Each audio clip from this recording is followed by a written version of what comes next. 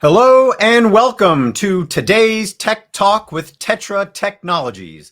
I am your tongue-twisted host, Joe Sinnott, and I am truly thankful that you've chosen to join our broadcast. In a previous Tech Talk with TETRA, we focused on the tangible and economical solutions to overcome sand management challenges during post-frac production. Today, we will get an update on how the need for prolonged sand management has brought about new technologies.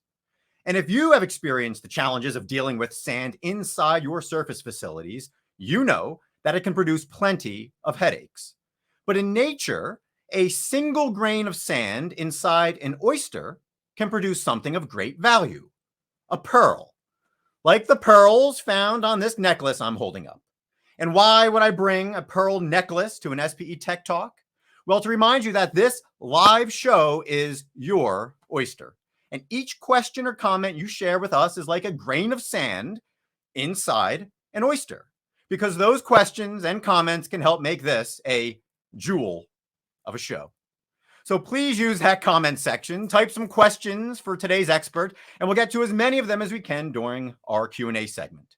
And if you don't have any questions yet, that is okay, because we have a poll question for you, the audience. And that question is, do you have flowback operations that could benefit from automation? Go ahead and answer yes or no in the comment box. And again, we'll touch on those responses here in a couple of minutes. And as you ponder and respond to that poll question, let's go ahead and get started and introduce today's guest, Adam Calvin. Adam is the Central U.S. Production Testing and Fluids Manager with TETRA Technologies. And he was the featured guest on our previous Tech Talk with TETRA, during which we dug into sand management and set the stage for today's conversation, which has us very excited to hear about all of the opportunities for automation. So with that, Adam, welcome back to the program. Thanks, Joe. It's good to be here. All right. Well, before we get into today's topic, let's go ahead and see what the audience has had to say about the poll question. And thus far, it seems like we've only got one response saying no need for automation. Well, I think, Adam, that today you might challenge the idea that there's no need for automation in Flowback, or at least that individuals who might not believe that they are directly in need of addressing some of the challenges using automation might want to think differently. So with that being said, I know we do have a lot to get into today. So to get started, Adam, if you would, let's go ahead and explain why it is so important to automate systems. And of course, here, representing the oil and gas industry where safety is our number one focus. If you would, Adam, let's go ahead and kick things off by explaining the safety aspect of automation. Yeah, no, thanks, Joe. There's obviously several reasons why you would want to automate flowback systems or any system. There's safety, reliability, and then there's an economic component. But one that we really chose to focus on and realize the benefits of is safety.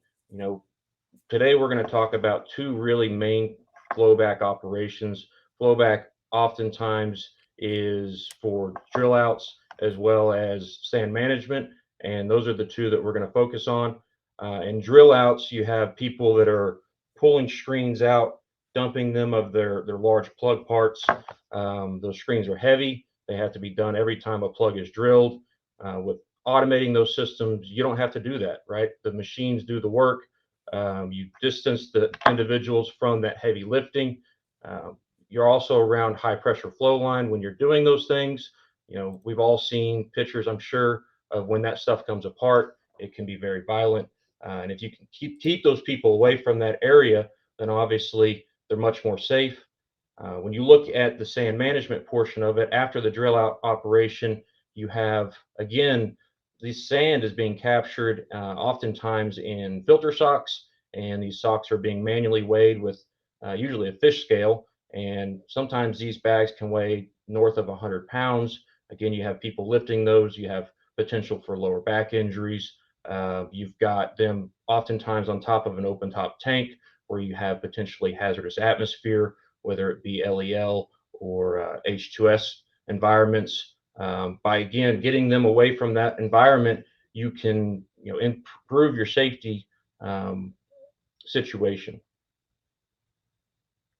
All right. Well, having kicked things off with safety and understanding that a company that does not place safety as its highest priority opens up risks for all employees, I encourage those of you who are watching or maybe tuned in late to revisit that poll question. Do you believe that automation can have benefits for your flowback operations? And again, happy to chime in if you want to. If you've already answered no and you want to switch your answer, that's okay too here on SPE Tech Talk. That's the beauty of a live conversation. But with that, moving on from safety, Adam, can you talk about the role of automation as it comes into play with reliability? Absolutely. For some of the reasons I mentioned, very laborious work, having to lift heavy objects, complacency can creep into your operation. We had a particular operation that comes to mind in the Permian Basin where we were capturing 36,000 pounds of sand in a single day out of a single sand trap. And, historical or previous methods would have been you would have to carried all that sand and weighed all that sand. And when you have that type of activity, it's not uncommon for people to maybe skip a dump or guess a weight. And with an automated system, something that's doing it mechanically and consistently every time, you don't have that complacency. You have an accurate measurement every time. It's done the exact same way. Um, in other areas, this kit stays on location as long as the well is producing sand, and so it's not uncommon, or certainly not unheard of, for individuals, operators wanting to stay on location. And so when the well stops making sand, perhaps they embellish on how much sand it's actually making. Again, with these systems, that's not an issue, right? You get an accurate sand weight so that you can make decisions on what to do with that kit every time. I'm laughing here. I like your description of accuracy. I will divulge back in my former life, having worked, with completions and flowback operations. I believe a good amount of the measurements were done in a Gatorade bottle, looking at the amount of sand, from the flow stream. So nice to hear that things have progressed to a point of perhaps a little bit more consistency and accuracy. So with that being said, so you talk about safety. You mentioned people and the tendency perhaps to get complacent. I'm curious from a people standpoint, how does that translate into economics? Does this result in either less people on location or maybe, again, less time for those people having to be spent on location? Talk to me a bit about, again, the economics, whether it's people related or certainly, from an equipment standpoint too. So it certainly can, depending on the operator's desire. There is the potential to eliminate some of the headcount on location by automating some of these tasks. Again, some of that heavy lifting was, the solution to that was just to add more people, right? As sand production really was peaking in the early stages, it wasn't uncommon for you to have, two people just basically weighing sand. And with this kit, you can really reduce the number of individuals on location. We've focused our efforts on designing these systems reliably enough that you can take away those eyes and have the comfort level that things aren't going wrong. We have ran operations completely autonomously, actually, with these systems because there is that level of redundancy. And with the current, labor situation, especially in North America being what it is, any leg up there is certainly welcome. Great. Well, thanks for all that color. I think that helps set us up for maybe getting into the weeds a little bit more on how this works and what you have to offer. I do want to take another moment to pause and reiterate one more time. If those of you watching are interested in answering the poll question that we popped up at the beginning, which is, again, do you believe that there is a role for automation and flowback operations?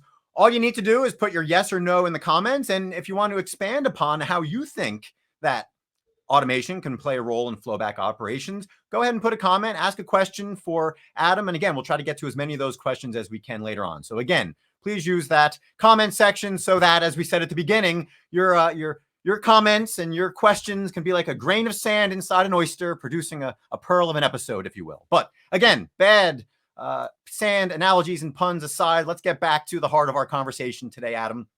And with that, I am curious now. So we set the stage. We've talked a little bit about the challenges and the benefits.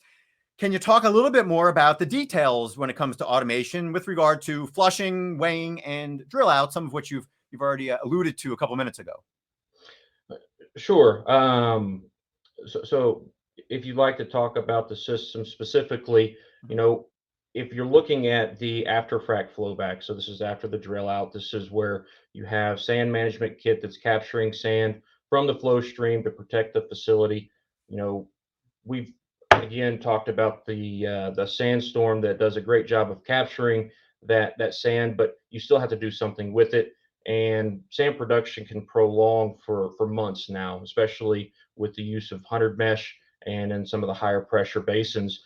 And so historically, you have individuals just sitting out there dumping sand at a point. Well, we've developed systems that can automatically do that. And so what you're looking at here is our automated flushing system. It has 6 trains, so it can handle 6 sand traps at one point in time. It has multiple chokes, both primary and secondary, so you can run through a single choke that controls the start and stop of your flow and keeps that very erosive wear off of your valves parts. If we actually have the ability to detect whether or not that choke is failed, and if it does, then we can switch to the backup choke. You'll see a lot of valves on that skid, much more than 6, and that's because each train has a shutdown valve as well as an operations valve. So if we detect any failure, again, we can shut that down to prevent things like overflowing open top tanks, or if we detect a line rupture, we don't want to continue just dumping things onto the ground. So obviously difficult to see all the components, but the skid consists of pressure transducers. We're monitoring pressures at different points. It monitors valve positions. It monitors choke positions. And again, it automatically removes those solids from the sand traps and puts them wherever you want them. Nice. So one question about that, Adam. So again, we talked about humans earlier, and there are still many humans who have experience, who've been out the field, who are a little leery of automation. So with regard to flushing in particular that you just described, can you talk about maybe some of the pushback or some of the concerns that people have expressed when you introduce this idea of automatic flushing? Absolutely. The first concern was what happens if a valve washes? What happens if a choke washes? And we're just continuing to flow water to the tank. That was a very large concern of the operator that really staked us on developing this technology. And the way we combated that was with multiple dissimilar tank monitoring systems. So at the tank, we have both electric and pneumatic systems that monitor the tank level. And based off that tank level, we can perform an action, whether it's, stop the flushing process, shut the flushing system shutdown valve, or even shut the well in if it's deemed that's the response that they want to see. Another, I guess, hesitation was how do you prevent a lot of gas blow by, right? Especially if you don't have that person sitting there on the choke that's feeling the gas come through. And so, we've had to demonstrate through trials and really just experience that we can tailor that choke opening and closing to prevent that gas from blowing by, right? Obviously, everyone's very conscious about methane emissions, and so are we. And these systems are capable of doing that. Whereas first off, people were very concerned that they may not be able to. Nice, thanks. That's good color. We do have one question from Ariel Emiliano Fernandez from Argentina, and he asks, "Do you dump all the trains through the same choke, or do they have individual chokes?" So everything is dumped through one until we detect a failure, in which point that choke is shut down and it uses the backup choke. We had to ask ourselves, did we want to build an independent system for every single trap, or did we want to build a funnel point, if you will, to where everything is commingled and consolidated? And what we found is from really a capital standpoint, if you build just one system that's capable of handling a variable number of wells, there's less capital requirement, and so we can be more economical than other systems on the market, perhaps that you have a dedicated system for every single every single sand trap. And so by sharing that choke, again, that's a single choke. We have one in backup, so we can get by with two instead of six. Nice. All right. Well, moving on from that, Adam, continuing to get into the details here. What about weighing? Weighing in factor into all this here. We mentioned that briefly before. Can you give some details about that? Yes, absolutely. Weight is extremely important for a number of reasons. Everyone within the operator's company seems to want to know how much sand is being produced, whether it's the reservoir or completion engineer or the flowback and production team, making decisions on whether to release equipment. They use it to determine choke schedules. So understanding how much sand is coming out is very important. And so what you're looking at here is our automated weighing system, and it is capable of taking those solids and liquids that are dumped out of the sand trap and managed by the automated flushing system. It can drain those liquids off so you get a true accurate weight of the solids and not the liquids. And then it is able to then deposit those solids into an open top tank. It has the ability to clean itself so it can run indefinitely. There's no real maintenance once it's on location. It can just sit there and run for months and months and months. Wow. All right. Well, a far cry from a subjective high, medium, low note on an hourly report during a flowback. So, all right. So, with that being said, again, flowback tends to be the focus, but obviously a big part of that, or certainly pre-flowback, if you will, is drill outs. So, can you talk to us a little bit about how some of the automation that TETRA is adopting and innovating applies to drill outs? Yes. So we had an operator up in the Northeast ask us if we could take some of the same technology that we had been um, marketing to them for the auto flushing system, if we could apply that to the drill out market. And we took a look at it and said, yeah, we can do that for sure. And what we created here was the automated drill out system. And this skid here is essentially your manifold and your plug catcher. Um, and so this skid is capable of actually flushing the plug catcher without pulling any screens. It uses the downstream flow to do that so that you don't have well bore surging, which is a huge issue, especially with coil tubing drill outs, especially on long lateral wells. So this product is kind of our newest automation technology. It was recently deployed in the Northeast. It drilled out 936 plugs on a single pad and did it without a single moment of NPT. No one had to pull a screen. No one had to dump the plug parts. We had the automated weighing system set up at a tank. And so, the tool hand could go over there and you could actually view those plug parts. We were weighing those plug parts as well. So had the data on that and just a much safer operation, obviously. And, everyone was just inside that command center, whereas historically your flowback guys are over there on the plug catcher and the manifold, banging on things and lifting things, and um, they're now in a command center, air conditioned, and looking at a screen. All right. Well, you've got me sold, Adam, and I would hope those who are viewing are at least intrigued, if not sold. However, from a market standpoint, I mean, what are the market limitations to developing and deploying these systems? Well, I think we saw it pretty early in this broadcast. There is a hesitation. Some people think it's not needed. They have reliable employees and laborers that are doing a great job for them, and really just are hesitant to replace that individual with an automated system. So really customer buy-in has been huge. Especially in the way of sand management over the last couple of years, things have really changed. If you tried to do this a couple of years ago where sand production wasn't so prevalent, I don't think there really would be a market. We've had the ability to do these things for decades now, but the scope of work has really only recently lent itself to being automated, right? I.e., people on locations for a very long time, and the economic value proposition being what it is. So it's a bit, the market is right, but you still need to get the buy-in of the individual on location, right? The company representative. And the way you do that is again through redundancy, dissimilar systems, primary, secondary, tertiary, um, systems monitoring these functions.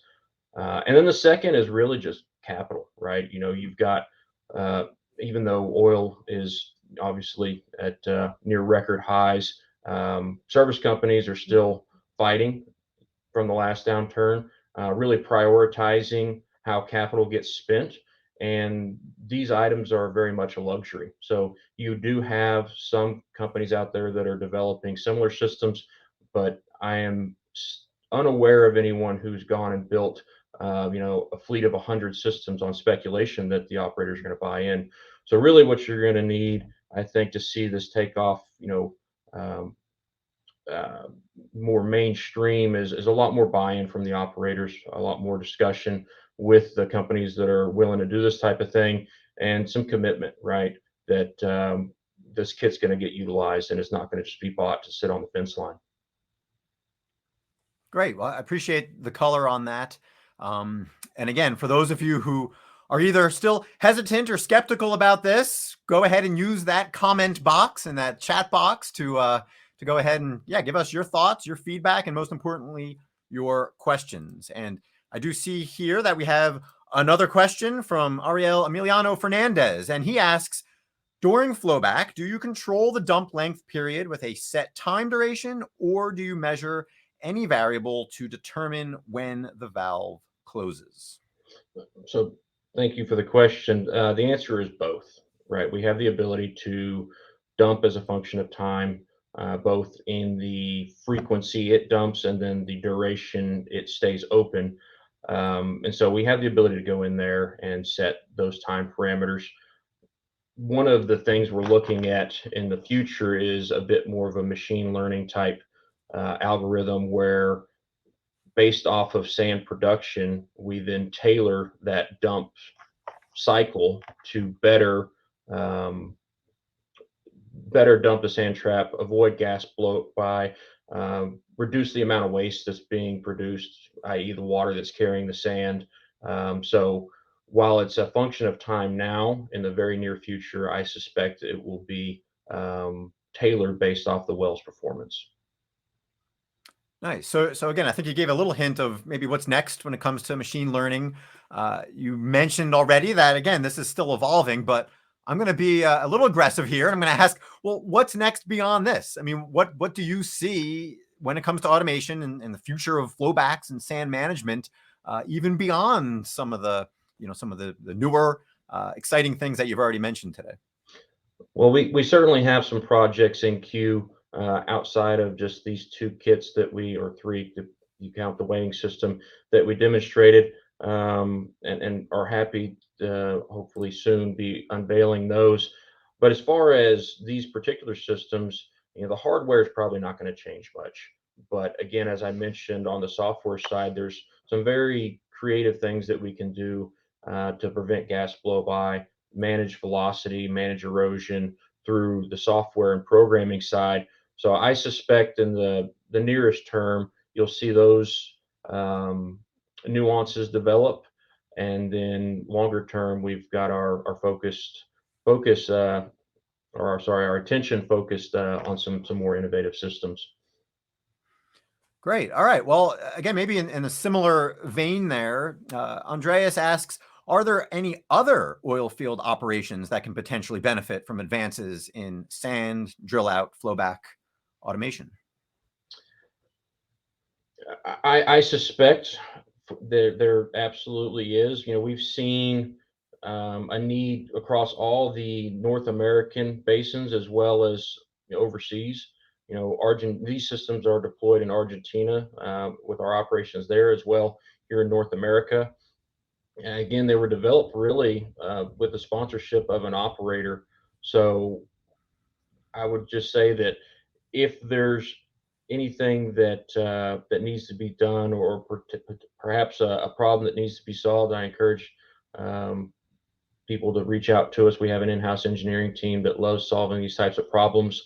I think the drill out skid is a pretty um, good example of someone looking at the technology and saying, we could really use that over here as well. And so I suspect it can be adapted for many different things.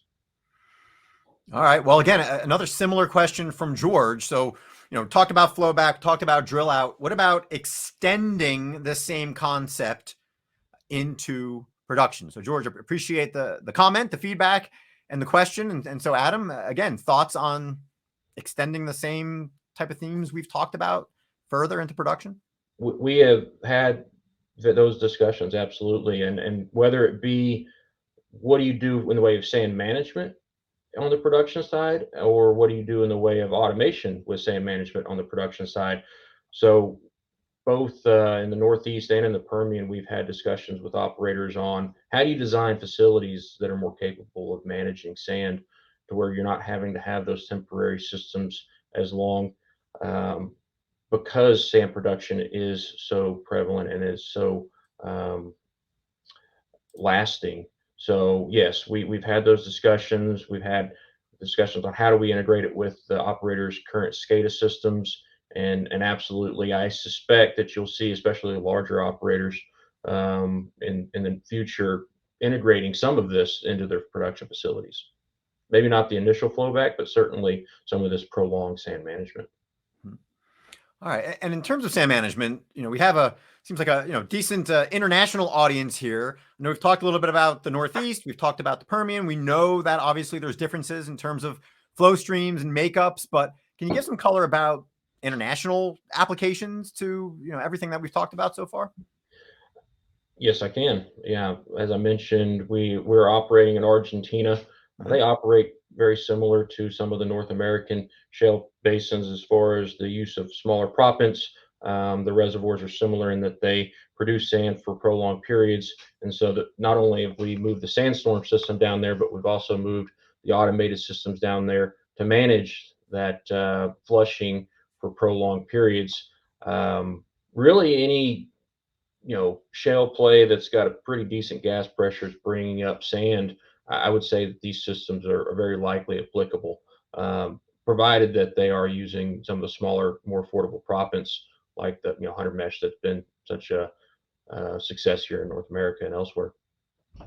Nice. And I guess as you expand into different basins and try out this technology and the automation, what does Tetra need to know ahead of time to make sure that at least you've got a good foundation and you're set up for success, and then you can obviously change things on the fly? I mean, what are some of the prerequisites that you need to know, Adam, in order to, again, set an operator up for success with this technology? So we have kind of two different variants. The illustration we showed was our plug valve version. That's good up till about 5,000 pounds. And after that, differential sticking becomes a bit of an issue. So if we're going to be operating in an area like some parts of South Texas or the Haynesville, or really any area where we're going to be exceeding about 6,000 pounds of operating pressure, then likely we'll be switching to our gate valve version. So really, that would be the main trigger on just operating pressure.